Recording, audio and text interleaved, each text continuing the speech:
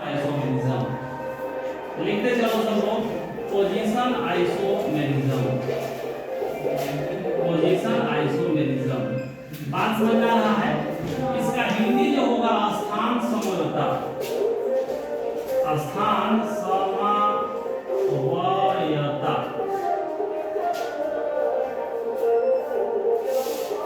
समझ में आ गया? इसको हिंदी में हम बोलते हैं स्थान समवर्ता। अब देखो इसमें होगा क्या, इसका हिंदी जानना हम लोग जरूरी है। जब समझ रहे हैं कि देखो थोड़ा सा हिंदी समझ लेंगे तो हम लोग को तुम लोग को समझने में थोड़ा सा इजी रहेगा। बात समझ में आ रही ना? अब देखो पोजीशन आइसोमेरिज्म का मतलब हो गया ना कि इसमें इसको हिंदी में स्थान समवर्ता बोलते हैं।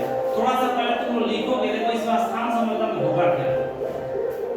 जैसे कोई भी फंक्शनल ग्रुप जो होगा, मतलब जिसको हिंदी में हम बोलते हैं क्रियाशील समूह, मतलब वो अपना स्थान बदलेगा। समझ रहे हो? स्थान बदलने का मतलब क्या कि जो पहले किसी दूसरे नंबर पे था, दूसरे स्ट्रक्चर में कहीं दूसरे नंबर पर शिफ्ट हो जाएगा। समझ में आ गया? पहले एक एग्जांपल लिखो, थोड़ा सा एग्जांपल पहले इसके बारे में थोड़ा सा लिख लो। बोलते हैं, लिखो तो देखो जी, स्थान समवर्ता में लिखो क्रियाशील समूह के स्थान पर, क्रियाशील समूह के स्थान में,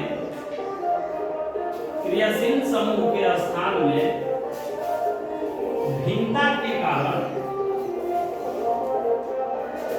क्रियाशील समूह के स्थान में भिन्नता के कारण उत्पन्न होने वाली, भिन्नता के कारण उत्पन्न होने वाली समवर्ता को स्थान समवर्ता कहते हैं। स्थान समवर्ता कहते हैं। स्थान समवर्ता कहते हैं। समझ में आ गया? अब देखो स्थान समवर्ता हम जो बताने जा रहे हैं तुमको, इस बात को थोड़ा सा ध्यान में समझना है। देखो जी, सब लोग बोर्ड पे देखेगा। जैसे हम एक एग्जांपल ले रहे हैं, इसका हिंदी है, इंग्लिश है पोजीशन आइसोमेरिज्म। इसको हिंदी में स्थान समवर्ता बोलते हैं। मतलब क्रियाशील समूह जो है उसके जो स्थान में भिन्नता के कारण जो समवर्ता उत्पन्न होता है उसको क्या बोलते हैं? पोजीशन आइसोमेरिज्म बोलते हैं। तो एग्जांपल देखो, एग्जांपल में सब कुछ क्लियर हो जाएगा। जैसे मान लो एक एग्जांपल ले रहे हैं हम C3H7OH, C3H7OH। बात समझ में आ गया? अगर इसका सिंपल हम तुमको बताए थे जब क्रियाशील समूह पढ़ा रहे थे, ये बताए थे कि इसमें OH जो है ये किसका क्रियाशील समूह है? अल्कोहल का। बताए थे नहीं बताए? OH जो है, ये OH जो यहाँ पे है, यानी कि OH को ऐसे बताए थे, और ये होता है अल्कोहल का क्रियाशील समूह होता है। बात सबको समझ में आ रही है? सब लिखवाए भी थे अल्कोहल। इसी से मिलता जुलता एक और बताए थे तुमको, कैसे अगर CHO है इसको बोलते हैं हम लोग एल्डिहाइड। क्या बोलते हैं? एल्डिहाइड बोलते हैं। ये एल्डिहाइड का क्रियाशील समूह है। अगर ये कहीं किसी भी कार्बनिक यौगिक में जुड़ जाता है तो एल्डिहाइड में बदल जाता है। बात समझ में आ रही है? यहाँ पे हम एग्जांपल लिए हैं बॉन्ड OH। मतलब इसका मतलब क्या कि ये जो लाइन दिखा रही है ये बॉन्ड है, रासायनिक बंधन है। क्या है? रासायनिक बंधन, जिसको इंग्लिश में केमिकल बॉन्डिंग बोलते हैं या केमिकल बॉन्ड। समझ में आ गया? तो ये OH जो है कहीं भी जुड़ा रहेगा किसी भी कार्बनिक यौगिक में तो उसको हम लोग बोलते हैं अल्कोहल। क्या है? अल्कोहल क्रियाशील समूह है। अब देखो जो एग्जांपल एक छोटा सा लिए हुए इसको बोलते हैं C3H7OH। मतलब देखो अगर ये थोड़ा सा इसको इरेज करके दिखाते हैं, देखो इसका तो पहला अगर हम इसका अरेंजमेंट देखें तो इसको इस तरह से लिख सकते हैं। पहला जो अरेंजमेंट होगा, मान लो कि हम लिखे CH3। समझ में आ गया? पहला कार्बन है, 3 कार्बन है ना जी, तो CH3। दूसरा वाला में क्या लिखेंगे? CH2। और यहाँ भी क्या लिखेंगे? CH2। और यहाँ पे OH को जोड़ दिए लास्ट में। देखो सबका कंप्लीट है ना? 3 और 2 कितना हो गया? 5। और 5 और 2 कितना हो गया? 7। और ये हाइड्रोजन अल्कोहल के साथ साथ एक फंक्शनल हाइड्रोजन है नहीं है? सबका बॉन्ड क्लियर हो जाएगा। यहाँ पे जब रासायनिक बंधन स्ट्रक्चर बनाएंगे तो बिल्कुल सब कुछ क्लियर हो जाएगा। देखो अब एक बात बताओ, कल भी जब पढ़ा रहे थे तुमको हम पहला यानी कि कौन सा पढ़ा रहे थे हम? Chain isomerism. उसमें बताए थे कि जब भी नाम लिखते हैं तो इसमें फंक्शनल ग्रुप को सबसे कम नंबर देते हैं। फंक्शनल ग्रुप क्या देते हैं? कम नंबर देते हैं। अब देखो अगर हम मान लो कि इसका IUPAC नेम लिखना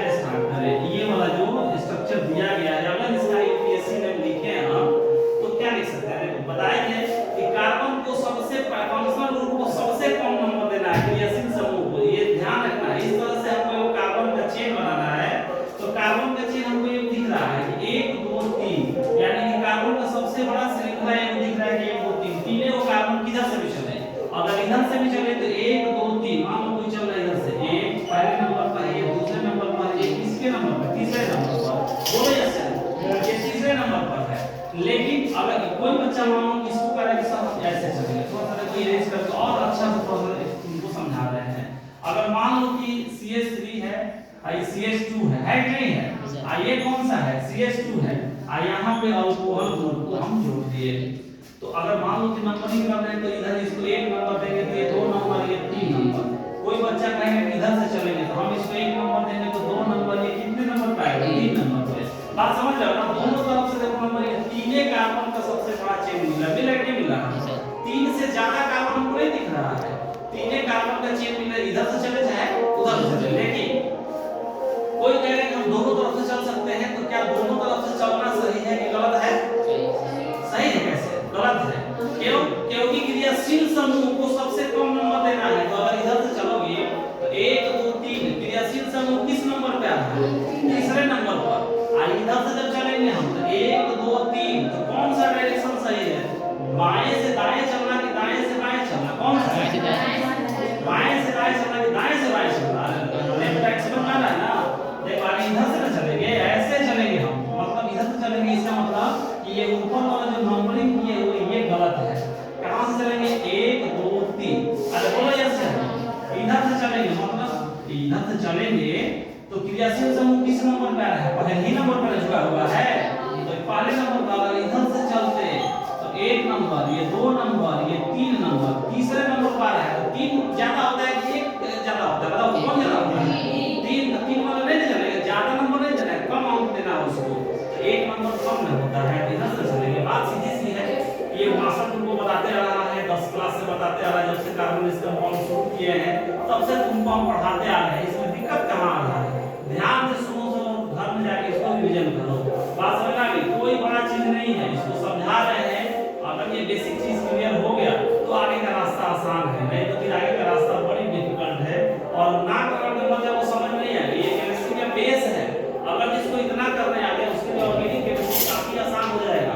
समझ में आ गया? नहीं तो बड़ी मुश्किल है, नहीं समझ में आ गया कहीं चले जाओ किसी के पास, ये बेसिक चीज है, इतना आना चाहिए। 10th के बच्चों को इतना आना चाहिए, और 11 12 में भी यहीं से शुरुआत होता है। ऐसा नहीं कि एकदम ये बेसिक है, इसको कोई छोड़ के नहीं पढ़ा सकता है, इसको लेकर के ही आगे बढ़ा जा सकता है।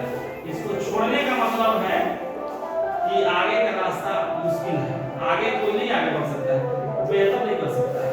इसलिए इसको अच्छे से समझना है, इसलिए हम समय दे रहे हैं तुमको समझाने के लिए। आप देखो, अब थोड़ा सा इसका नाम लिखेंगे हम, कैसे बदलता है पहले देखो, दोनों का नाम लिखेंगे। पहले देखो यहाँ पे CH3 हाई हो गया, CH2 है, ये कितना हो गया? ये CH2 है, ये कौन सा है? OH है। बोलो हच है ना। अब देखो पहला ये वो स्ट्रक्चर बना, पोजीशन, यानी कि पोजीशन का मतलब क्या? क्रियाशील समूह का स्थान बदलना चाहिए। बोलो हच है ना। क्रियाशील समूह कौन है? हम है नहीं, ये अल्कोहल है। अरे वो कौन सा है? अल्कोहल। दूसरा स्ट्रक्चर ऐसे ही बना सकते हैं हम, देखो तो थोड़ा सा कि हम पहले CH3 ऐसे लिख दो, CH हाइड्रोजन लिख दिए CH3, और अपनी बार अल्कोहल को दूसरे नंबर पर लाके सेट कर दिए। तो ऐसा देखो तो स्ट्रक्चर कंप्लीट है ना, एकदम बिल्कुल है। अरे बोलो हाँ है 3 है 3 6 भाई वो है 7 है ना है। फॉर्मूला यही है मेरा, सी मॉलिक्यूलर फॉर्मूला C3H7OH। बोलो यस है यही है। अब एक बात देखो, यहाँ पे जो है फंक्शनल ग्रुप देखो बदल गया, क्रियाशील समूह अपना स्थान बदला है कि वैसे ही वहीं पे है? ये बदला है। पहले 1 नंबर, अब देखो किधर से भी काउंट करो, कार्बन का चेन तो यही मिलने वाला है, इसमें कोई दिक्कत नहीं। कार्बन का चेन तो यही मिलेगा, नहीं मिलेगा? बोलो अब देखो कार्बन का अगर इधर से चले तो 1 नंबर पे, हाई चले तो 2 नंबर पे, यहाँ चले तो 3 नंबर पे, यानी कि इधर से भी चले तो देखो 1 2 दूसरे नंबर पर ये फंक्शनल ग्रुप है कौन सा? अल्कोहल।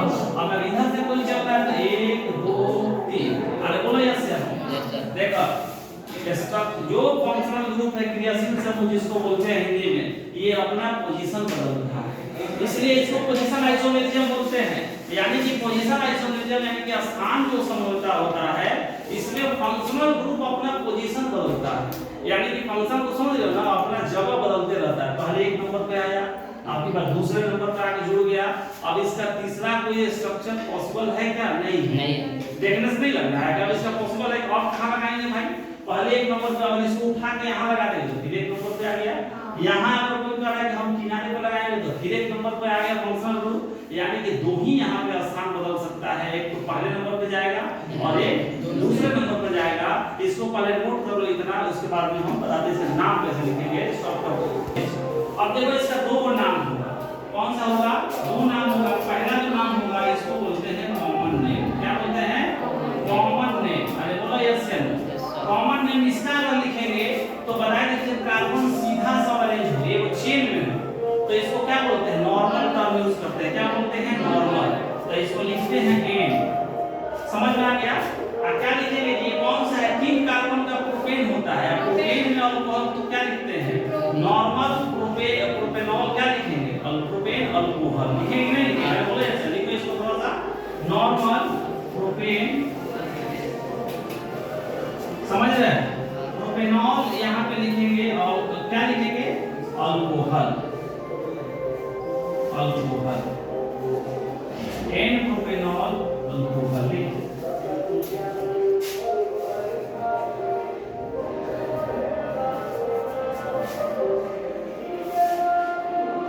इसको थोड़ा सा एक मिनट इसको हटा देना। नॉर्मल प्रोपाइल अल्कोहल लिखो। प्रोपाइल अल्कोहल, सो यहाँ पे नॉर्मल प्रोपाइल अल्कोहल। ये बात देखो हटा दो थोड़ा सा एक बात देखो। नॉर्मल प्रोपाइल अल्कोहल, अल्कोहल ये इसका कॉमन नेम है। Normal propyl alcohol. बोला यस सर? अब देखो इसका अगर आईयूपीएसी नेम लिखेंगे तो हम क्या लिखेंगे? आईयूपीएसी नेम कैसे लिखेंगे? देखो फंक्शनल ग्रुप कितने नंबर पे है? 1 नंबर पे है ना। तो बताया कि पहले पोजीशन को दिखाते हैं तो 1 लिखेंगे। 1 और उसके बाद क्या लिखेंगे? कौन सा है? तो 3 कार्बन का प्रोपेन होता है तो 1 प्रोपेनॉल। क्या लिखेंगे? 1 प्रोपेनॉल। कोई बोलते हैं अल्कोहल के लिए। लिखते चलो फटाफट जल्दी से दूसरा आंसर बता देते हैं।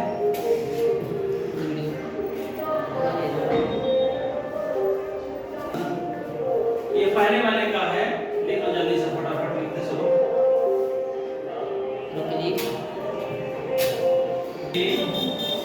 CH और यहाँ पे क्या था? CH3 और यहाँ पे क्या था जी? OH। देखो जी दूसरे नंबर पर ये अल्कोहल ग्रुप है 1 2 3। तो बताया था कि जब दूसरे नंबर पे फंक्शनल ग्रुप जुड़ जाए तो क्या बोलते थे? आइसो बोलते थे। क्या बोलते हैं जी? आइस वाले। बोलो हाँ या ना? तो इसका कॉमन नेम क्या लिखेंगे? ये लिखने आना चाहिए, समझ रहे हो? कॉमन नेम क्या होगा इसका? आइसो। और क्या लिखेंगे? Propyl alcohol. क्या लिखेंगे? Iso propyl alcohol. Iso propyl alcohol इसको लिख लो। ये इसका कॉमन नेम हुआ। अब देखो अगर इसका आईयूपीएसी नेम लिखे तो आईयूपीएसी नेम जो होगा बच्चा यहाँ पे आईयूपीएसी नेम कितने नंबर पर फंक्शनल ग्रुप है? दूसरे नंबर पे आ रहा है तो पोजीशन को पहले दिखाते हैं 2 और क्या लिखेंगे? प्रोपेनॉल। सिंपल है 2 प्रोपेनॉल। ओए ठीक है, इसको नोट कर लो। ये दो मेरा फंक्शनल ग्रुप स्ट्रक्चरल आइसोमेरिज्म था, उसका 2 पार्ट थे, उसको 3 पार्ट में डिवाइड किए थे। पहला हम बताया थे उनको चेन आइसोमेरिज्म बताए थे, पढ़ा चुके हैं, उसके एग्जांपल दिए थे, मिसलेनियस क्वेश्चन कराएंगे एक बार कैसे। दूसरा हम पोजीशन आइसोमेरिज्म देंगे। तीसरा अगले क्लास में हम लोग देखेंगे कौन सा? Functional isomerism. फिर स्टीरियो आइसोमेरिज्म का 2 पार्ट है, ज्योमेट्रिकल आइसोमेरिज्म और कौन सा है? Optical isomerism. उसको भी हम लोग आगे देखेंगे। तब तक इसको नोट कर लो।